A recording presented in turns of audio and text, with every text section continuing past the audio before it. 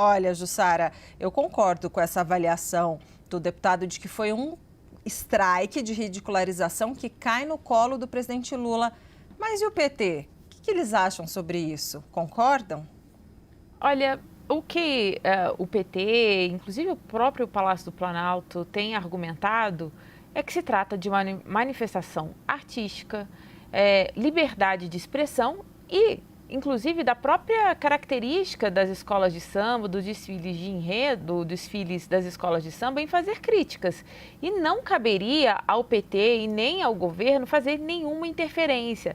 Esse tem sido o principal argumento para tentar distanciar o presidente Lula da crítica feita na avenida aos conservadores, né, que foram representadas numa lata de conserva. E aí, Débora, a gente conversei mais cedo com Gutierrez Barbosa, que ele é coordenador nacional do setorial interreligioso do PT. Ele minimizou muito, ele disse que se trata dessa fantasia como um caso isolado, um episódio isolado, e que isso não tem nenhum impacto, né,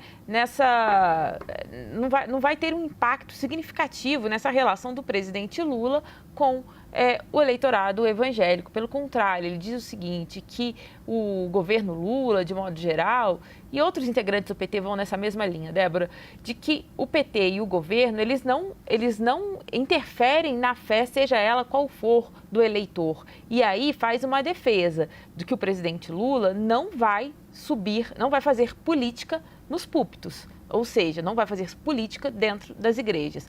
E aí ele vem falando desse respeito à fé e que o modo do governo e do presidente Lula se aproximarem do eleitorado evangélico é por meio das políticas públicas, e aí ele cita várias políticas públicas apresentadas ao longo deste mandato. Então, este tem sido o principal argumento, embora haja quando a gente conversa com dirigentes do PT, um reconhecimento dessa dificuldade do diálogo com parte do eleitorado evangélico que, claro, principalmente os evangélicos que são mais vocais, que falam mais, né, eles acabam fazendo muitas das vezes uma defesa mais à direita, mas como citamos anteriormente, sempre importante a gente citar isso, que evangélico é um segmento religioso, mas dentro desse segmento religioso há várias denominações.